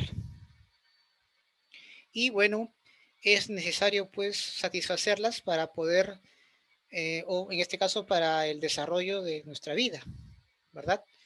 Entonces, esa digamos es la definición más clara, ¿no? Con respecto a las necesidades humanas, ¿no? Entonces, claramente pues estas necesidades es una carencia, es una insuficiencia, ¿no? Provocada por las personas, eh, por un desequilibrio pues psicofisiológico. Y solamente pues esta necesidad va a desaparecer si es que se llega a un equilibrio, por lo cual pues esto significa o que va a permitir pues el bienestar de la persona, ¿no? Hoy en día, jóvenes, y desde mucho tiempo atrás, claro está, las necesidades humanas se han convertido pues en un tema de estudio importante de la economía clásica. ¿Por qué? Muchos dirán, bueno, debido pues a que mientras más necesidades satisface el hombre, más cerca pues será de alcanzar el bienestar de una sociedad. Por eso, para los economistas clásicos, mmm, su satisfacción pues se debe realizar en base a las actividades económicas que desarrolla. Ahora bien, una de las características importantes de las necesidades humanas es que son ilimitadas en número. ¿Por qué, profesor, son ilimitadas en número? Porque hay que recordar pues que las necesidades humanas aumentan, pero a la vez también cambian a medida que se desarrolla la sociedad. ¿Cómo es esto? Vamos a poner algunos ejemplos. Por ejemplo, décadas atrás, antes, jóvenes, antes que aparecieran las computadoras, la internet, todo lo que ustedes están gozando, muchos jóvenes para, para poder realizar sus trabajos necesitaban pues máquinas de escribir, necesitaban ir a la biblioteca para hacer sus apuntes. Hoy en día eso ya no es necesario. Ahora lo que imprescindible, ¿qué cosa? Lo que necesita un estudiante, internet. ¿Qué necesita? Computadoras, ¿sí o no? Claro, cambia, ¿verdad? Claro, entonces eso también es importante mencionarlo, ¿no?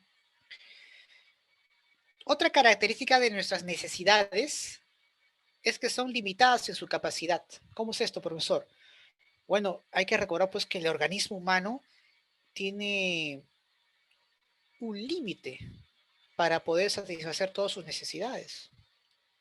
Hay que recordar pues que al consumir cada vez una unidad adicional de un bien o un servicio, nuestro deseo por este se va reduciendo. Claro, eso es también correcto. Imagínate, ¿no? Por ejemplo, ahorita, qué te estaría provocando en el frío? Un café, una bebida caliente, una comida que te permita, pues, lograr satisfacer en estos momentos el frío. Pero imagínate comer lo mismo siempre, constantemente, repetitivamente, pues eso llega a hostigarte, ¿no? Claro, entonces eso también se refiere a ello, ¿no? Esto también es importante mencionarlo. Se dice también que las necesidades humanas son concurrentes. ¿Por qué, profesor? Porque al presentarse porque también se pueden presentar varias necesidades a la vez. y el hombre pues debe en este caso distribuirlas adecuadamente, ¿no? Para ver de qué manera pueda satisfacer primero y cuál de ellos es la más importante. Por ejemplo, un adolescente que acaba de culminar sus estudios, su secundaria. Entonces, de repente para él puede ser más importante prepararse para ingresar a la universidad.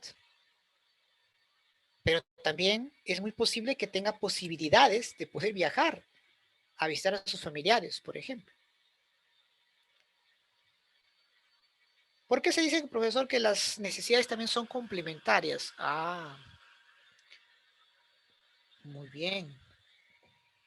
Bueno, se dice pues que son complementarias porque la satisfacción de una determinada necesidad a veces también requiere de tener que satisfacer otras que estén relacionadas para que así puedan lograr satisfacer de manera efectiva dicha necesidad. Por ejemplo, en educación, ¿de acuerdo? Eh, para que se pueda empezar a impartir en los diferentes centros educativos de nuestro país, por ejemplo, es importante que los colegios cuenten con una buena infraestructura, ¿correcto? A ver, el audio, por favor, con una buena infraestructura. Pero también que los profesores estén en la capacidad de llevar a cabo su labor profesional y así poder lograr satisfacer plenamente esa necesidad. No solamente basta con construir colegios, basta pues una buena fortaleza de los profesores, una buena alimentación de los estudiantes, que tengan los recursos necesarios para poder llevar a cabo la enseñanza-aprendizaje. Eso es muy importante.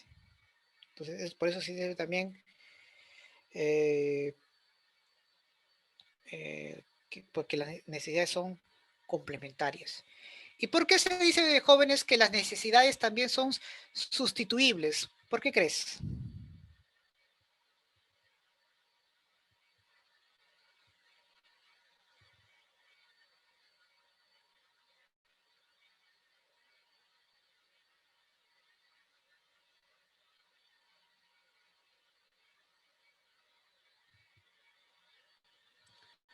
Bueno, son sustituibles porque estas necesidades pueden satisfacerse de diversas maneras y con diferentes productos a diferentes precios también, ¿no? Claro. Entonces, esto también es importante, ¿no? Por ejemplo, muchos jóvenes de repente quisieran estudiar en universidades particulares, pero no pueden porque es muy caro la cuota o la pensión, ¿no? La mensualidad. Entonces, optan por mayormente pues ir a las universidades públicas, ¿no? Que es mucho más accesible en el aspecto económico. Claro, eso también es importante, ¿no? Al final, ambas te brindan la misma servicio, ¿no? Que es una educación superior. Muy bien. Vamos ahora a ver rápidamente, jóvenes, el proceso de satisfacción de una necesidad. ¿Sí? A ver, eh, recordemos pues que la satisfacción de una necesidad conlleva pues a todo un proceso en el cual pues se pueden observar pues estas etapas que ustedes pueden ver a continuación. Por ejemplo, primero lo que es el grado de apetencia o también pues la sensación de apetencia, ¿no? Grado o sensación de apetencia es lo mismo, ¿ya? Aquí mayormente puede ser de carácter físico o psicológico, que obviamente se presenta como una sensación desagradable y por lo tanto, pues en este caso necesitas rápidamente poder satisfacerlas, ¿no? En este caso, por ejemplo, vemos acá a este jovencito. ¿Qué, qué tipo de grado o sensación de apetencia tiene este jovencito? ¿Es hambre, frío? ¿Tiene ganas de estudiar? Hambre, profesor, hambre. Hambre. Hambre, ¿no? Tiene Hambre. hambre. Claro, entonces mayormente es de carácter más que todo físico, ¿sí o no? Biológico, ¿verdad? Muy bien. Automáticamente aparece lo que es el deseo, como ustedes pueden apreciar acá. El deseo. ¿Y qué es el deseo? Es la representación mental que tenemos de aquel objeto, que es capaz de poder satisfacer nuestra necesidad. En este caso, el jovencito quiere una hamburguesa. Y para ello va a pasar a la siguiente etapa, que es el esfuerzo. El esfuerzo para poder satisfacer la necesidad. ¿Y qué es eso, profesor? Es la actividad física que va a realizar el sujeto, ¿no? Con el objetivo, pues, de obtener lo que deseamos. ¿Dónde venden hamburguesas? Obviamente, en restaurantes, fuentes de soda, en fin, diversos lugares donde justamente están ahí para poder satisfacer su necesidad. Excelente. Luego, ¿qué viene, profesor? Viene pues la satisfacción misma, que consiste pues en consumir todo aquello que deseamos, permitiendo pues satisfacer nuestra necesidad. Ahora muy bien. ¿Por qué se dice pues que, profesor, que este proceso es cíclico? Porque una vez que ya hemos podido satisfacer esa necesidad, ¿qué pasa? Surgen nuevas necesidades, jóvenes. De repente ya ha podido satisfacer su necesidad de alimentarse. Ahora que de repente lo que quiere es beber. De repente lo que quiere es ir a dormir o ir a estudiar, etcétera, etcétera, etcétera. Esto también es algo importante, ¿no? En este caso de las necesidades. Ahora bien, de acuerdo a la importancia, a la relevancia o a lo prioritario, jóvenes, en este caso vamos a clasificar las necesidades, principalmente en tres, ¿ya? En este caso puede ser las llamadas necesidades primarias o también llamadas vitales, ¿correcto? Vitales. Profesor, ¿y por qué tenemos que dividir o clasificar estas necesidades? Bueno, la tenemos que hacer de acuerdo pues a justamente lo que mencioné, ¿no? De acuerdo a la importancia, a la prioridad, de acuerdo a la intensidad y de acuerdo a ello pues vamos a dividirlo entre primarias, secundarias y terciarias. A las necesidades primarias también se dicen vitales. ¿Por qué? Porque, jóvenes, su satisfacción es imprescindible para la vida humana. Sin la satisfacción de estas es imposible satisfacer las demás necesidades. Aquí tenemos, pues, por ejemplo, la alimentación, la vestimenta, la salud y vivienda, que es fundamental, jóvenes. ¿Qué son necesidades secundarias? Bueno, esas necesidades secundarias, o también llamadas generales, permiten pues el desarrollo del ser humano en la sociedad. Por ello, pues van a incluir algunos aspectos en el ámbito social, o incluyen aspectos sociales y psicológicos, ¿no?, de las personas. Es decir, no son indispensables, pero te ayudan a progresar en la sociedad. Como por ejemplo la educación, como ustedes pueden apreciar acá, practicar deporte, ser partes de actividades culturales, etcétera, ¿verdad? Y por último tenemos a las necesidades terciarias o también llamadas suntuarias. Aquí mayormente son usadas para elevar el ego de la persona. No son imprescindibles para la vida, ni tampoco forman parte de su desarrollo como seres humanos, pero son satisfechas en su mayoría por sectores pues de personas que poseen recursos económicos altísimos, autos de lujo, mansiones, vestimentas caras, joyas de oro, etcétera. Básicamente, repito, permiten pues eh, el ego de las personas principalmente, ¿no? Eso es lo que justamente es lo que quería justamente mencionarles. Vamos ahora a desarrollar nuestro tema principal, que son los bienes, jóvenes. Profesor, ¿qué son los bienes? Bueno, son todos aquellos elementos que tienen la capacidad, jóvenes, de poder lograr satisfacer una necesidad. Ahora, los bienes pueden satisfacer necesidades de manera directa o indirecta. Eso es interesante. Recuerden que todo aquello que es útil al hombre se considera un bien. Por ejemplo, la energía solar, los libros, los autos, en fin, podemos nombrar muchos objetos. ¿De acuerdo? Esto también es importante mencionar. Profesor, ¿y cómo se divide, cómo se clasifican los bienes? Bueno, los bienes que hoy en día, los llamados bienes económicos, son todos aquellos creados por el ser humano y que son objeto pues, de estudio de la economía clásica principalmente y que permiten obviamente satisfacer su necesidad. Hay que recordar que los bienes económicos tienen estas características. Por ejemplo, son escasos, tienen un valor de uso, tienen un valor de cambio, por lo tanto se pueden transferir de una a otra, siempre y cuando tengas el dinero o la capacidad adquisitiva económica para poder hacerlo. Y como tú compras o vendes, tienen un propietario. Es una característica.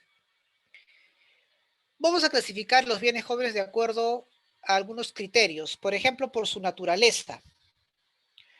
Por su naturaleza, jóvenes, puede ser, en este caso, como ustedes pueden apreciar, bienes materiales o inmateriales.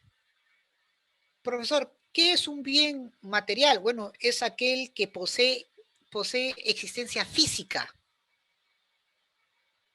que puede ser percibidos por nuestros sentidos. Y por lo general, pues estos bienes siempre son utilizados. Lapiceros, celulares, computadoras, todo lo que tú puedas tocar o percibir con tus sentidos. ¿De acuerdo?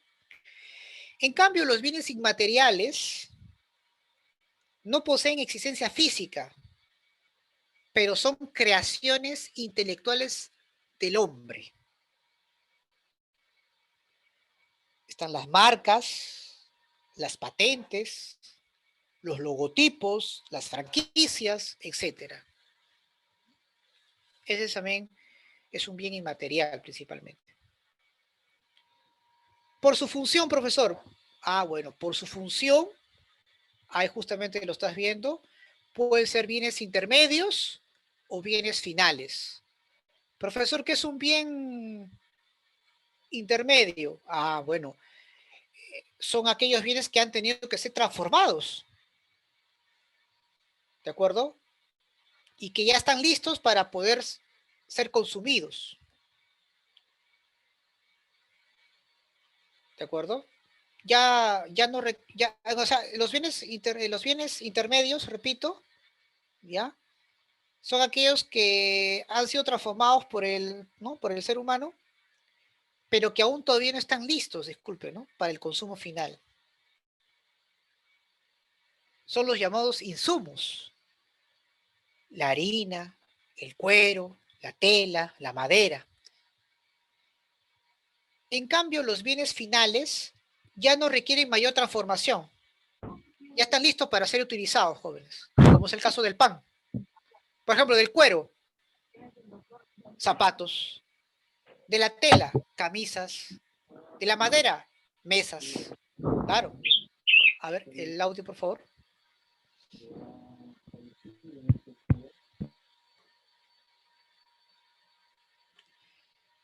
Entonces, eso es importante, ¿no? Mencionar un poco su diferencia, ¿no? Entre bienes intermedios y bienes finales. Profesor, por su destino, muy bien.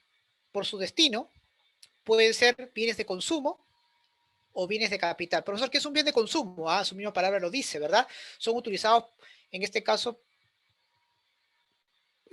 para el consumo humano, ¿no?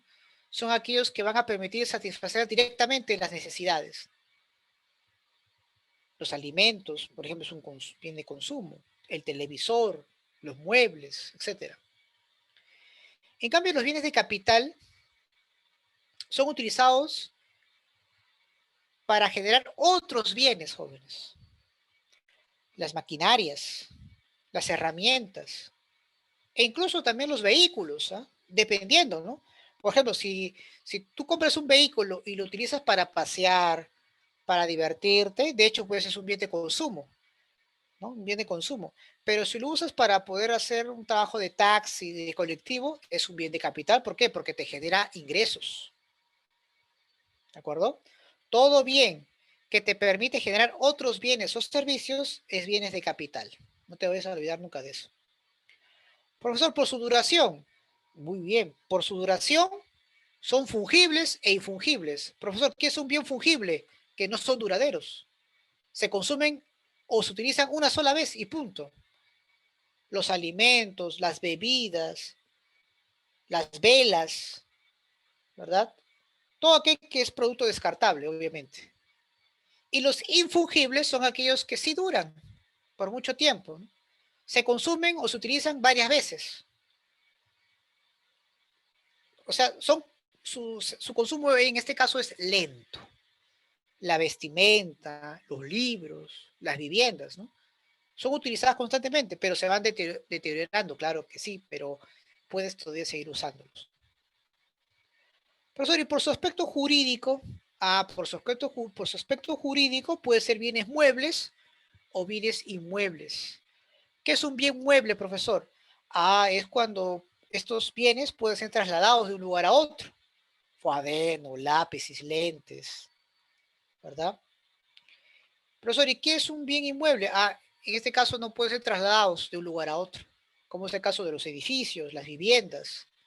Ahora, en nuestro Código Civil, el avión, el tren y los barcos también son considerados objetos inmuebles, jóvenes, o bienes inmuebles. ¿Por qué? Por dos razones fundamentales. Primero, son bienes gigantescos, son grandes, costosos, y no todos lo utilizan, ¿m? Por esa razón. Y por último, por su relación entre sí. Este es interesante, ¿eh? Por su relación entre sí. Puede ser sustitutos o complementarios. ¿Esto qué significa, profesor? Son bienes sustitutos porque estos bienes son capaces de satisfacer la misma necesidad a pesar de ser diferentes, como es el caso del pollo o el pescado, por ejemplo. Cualquiera de los me va a permitir satisfacer una necesidad, ¿sí o no? Puede ser café, puede ser té, puede ser una chompa, una casaca, por ejemplo. Y los bienes complementarios, profesor, bueno, son bienes que para satisfacer una necesidad debe ser consumido en forma conjunta, ¿no? Ahí justamente mencioné, si yo quiero pues un rico café, la mejor manera para poder satisfacer una necesidad plena es añadiéndole azúcar. Yo tengo mi cuaderno, ¿qué necesito para satisfacer plenamente? Tener un lapicero, ¿de acuerdo? Entonces esto es muy importante. ¿Con qué entonces puedes escribir? Por ejemplo, eh, tengo la mejor computadora, pero no tengo internet. ¿De qué me podría servir? En todo caso. Entonces, son bienes complementarios que son necesarios para poder cumplir una satisfacción plena.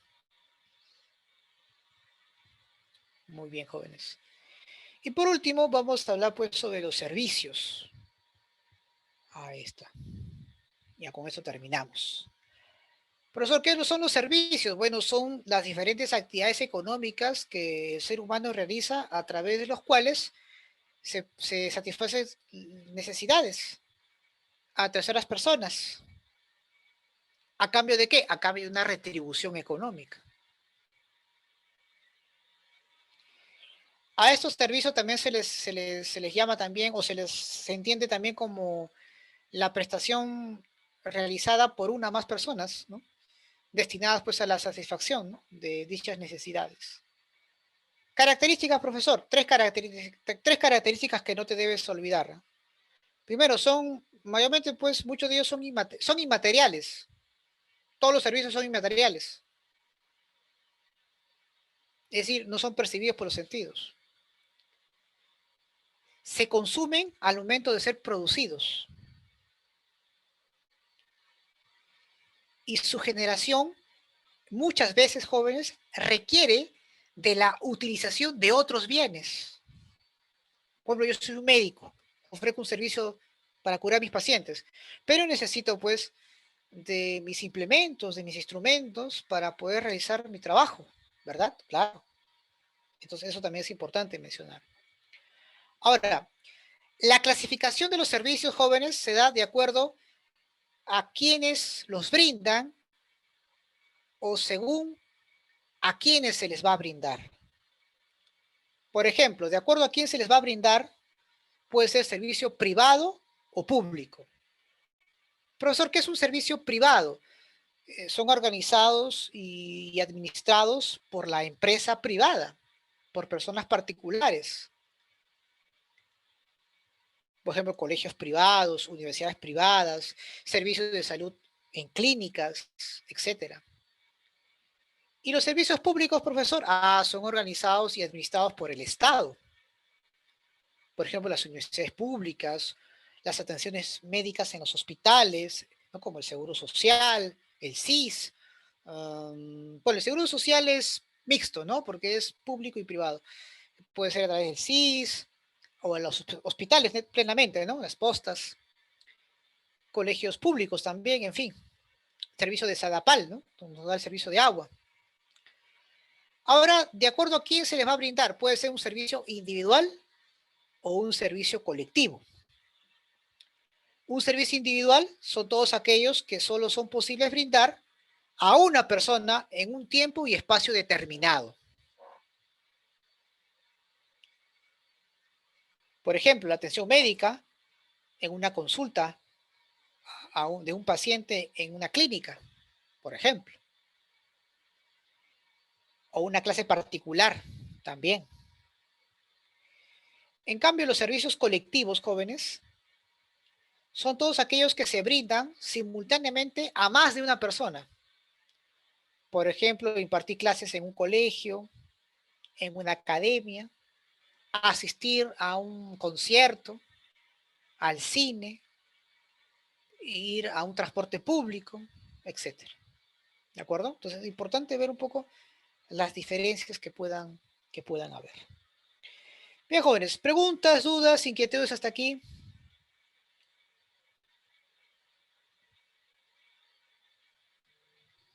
¿Todo claro? Profesor, yo había escuchado una vez a mi profesor que me había dicho, si no me confundo, que los bienes eran, no, las necesidades eran, no, ajá, ilimitadas. Así es. Pero los recursos que contamos son escasos, ¿no? Hay ahí la contradicción que existe. Claro, es correcto. Eso es correcto. Muy bien, por ahí creo que me dicen algún mensaje por acá, a ver qué dice acá. Un ratito. Muy bien, todo claro, correcto. Muy bien, chicos. Bien, jóvenes, voy entonces ya esto lo voy a subir más tarde en la plataforma para que lo puedan nuevamente apreciar en cualquier momento. Y bueno, cualquier problema, duda, ahí me escriben al grupo del WhatsApp, ¿ya? Bien, chicos, entonces conmigo será pues hasta la próxima semana. Cuídense. Mañana no se olviden, por favor, su simulacro. Que tengan una linda noche. Permiso. Buen fin de semana. Pero profesor, cuídese. Profesor. Gracias. Chao, profesor. Gracias, muy amable. Cuídense.